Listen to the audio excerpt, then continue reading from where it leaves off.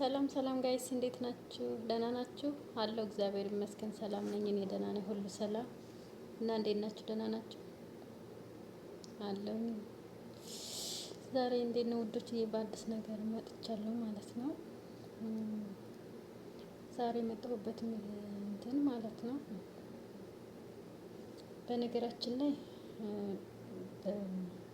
በነሩታ ቪዲዮ ላይ ነው የመጣሁት ዛሬ እና የነሩታን ቪዲዮ ካያችሁትም ካላያችሁትም ከነሱ በተለይ ከዛሬው ቪዲዮ ላይ ብዙ ትምህርት እንማራለን።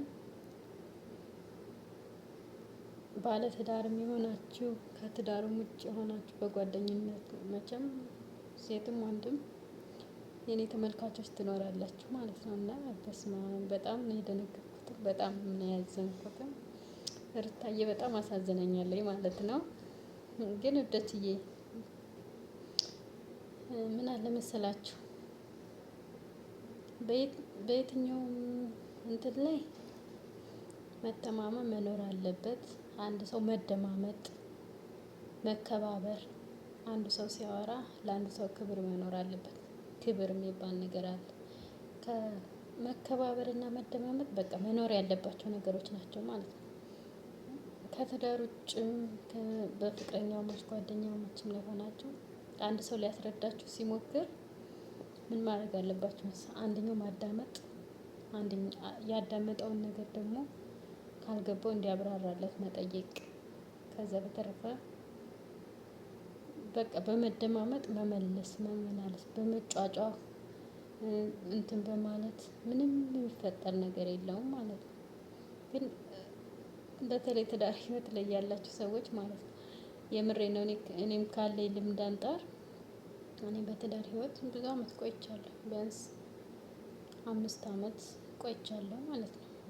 እንደዚህ ወጣት ሆናችሁ ይሄን ያህል እንትን ስትቆዩ ምን አለ መሰላችሁ በትዳር ህይወት ላይ ውጣ ውረድ ይኖራል። ከባድ ችግሮች፣ መጥፎ ችግሮች ይኖራል። ግን እነዛን ችግሮች ከማን ነው መስማት ያለባችሁ? ከሰውየው ከዋናው ከባለቤቱ ማለት ነው። መጀመሪያ መጠየቅ ያለባችሁ አብራችሁ የምትኖሩት ፍቅር ማለት ይኸውላችሁ መጀመሪያ መደማመጥ፣ መከባበር መኖር አለበት። ከዛ ነው ፍቅር የሚባለው ነገር መኖር። መደማመጥ መከባበር ከሌለበት ይሄ ፍቅር ሳይሆን ንቄት ወይ እኔ ሌላት በቃ በትዳር ውስጥ መጀመሪያው ቀዳሚው ነገር አፈቅርሃለሁ አፈቅራታለሁ ከሚባለው ነገሩ መጀመሪያ የሚቀድመው መደማመጥና መከባበር ነው ማለት ነው።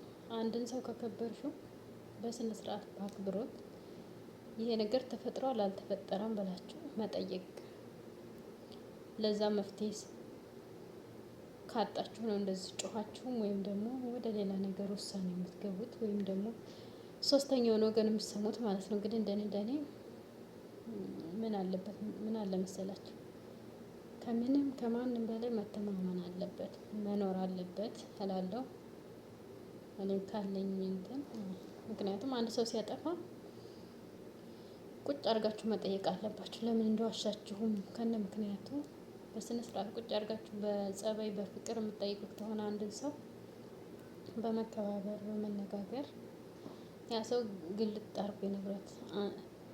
አንድ ሲመልስ እሱ አንድ ሲመልስ እኔ ሁለት አድርጌ መመለስ ሲሆን ይሄ በጣም ከባድ ነው፣ በጣም ይከብዳል ማለት ነው። አሁን ከነሩታ ላይ የምትማሩት የምሬን ነው የምላችሁ መቼም ማድረግ የሌለባችሁ ነገር ቢኖር በትዳር ህይወት ላይ ካላችሁ የሶስተኛው ወገን ምንም በተለይ አሁን ቴክኖሎጂ በረቀቀበት ጊዜ ሁሉ ነገር ባለበት ጊዜ ሰው ለብዙ ነገር እንትን ይላችኋል። ምክንያቱም ተቸግሮም ሊደውልላችሁ ይችላል። ለብዙ ነገሮች ሊደውልላችሁ ይችላል። ሰውየው አንድ ሰው ወደ እናንተ ህይወት ሲመጣ የሆነ ነገር አቅዶ ነው የሚመጣው እና ያ ነገሮች እንትን ሲባሉ አንድን ሰው ቁጭ አድርጋችሁ ብትጠይቁት ያ ሰው በስነ ስርዓት በግልጽ ይነግራችኋል ማለት ነው። አይ እንግዳ በግድ ወይ ደግሞ በእንትን አይቼ እንደዚህ መልሳለሁ ምናምን ማለት በጣም ሀሰት ነው ማለት ነው። አሁን ሩታን ጥሏት ስለሄደ እሷም ስለ ጮኸች ስላለቀሰች በእርግጥ ስታለቅስ በጣም አሳዝናኛለች ሴት ስለሆንኩኝ ማለት ነው። ግን ብታሳዝነኝም እንትን እንደዚህ ከማድረጓ በፊት እሷ አሁን ስህተቷ ቁጭ አድርጋ መጠየቅ ነበረባት ማለት ነው። በስነ ስርዓት ቤቷ ቪዲዮም ላይ ሳታወጣ በስነ ስርዓት ቤቷ ቁጭ አድርጋ እንደዚህ ይሄ ምንድን ነው? ይሄ ቴክስቱስ ምንድን ነው? እሱ በእርግጥ አልተደዋወልንም ብሏል። እሱም ውሸት አለበት፣ ግን ደግሞ የዋሻት ምክንያት ይኖረዋል። አንድ ሰው የሆነን ነገር ሲያደርግ ምክንያት ይኖረዋል። በትዳራችሁ ህይወት ላይ ደግሞ የምታልፉት ነገር አለ። የሆነን ነገር አለፍ ማለት አለባችሁ ማለት ነው። ያን ነገር ሁሏንም እንቅጭ እቅጯን የምትል ከሆነ በጣም ከባድ ነው። እኔ እንጃ በጣም እያሳዘኑ ነው። አስባችሁታል? አሁን ልጅ ሲመጣ ምናምን ብቻ አላውቅም። ግን ደግሞ ለእንትንም ሊሆን ይችላል። ግን የዋላ አይደለ ትንሽ ትምህርት አለው የዛሬው ቪዲዮ ማለት ነው።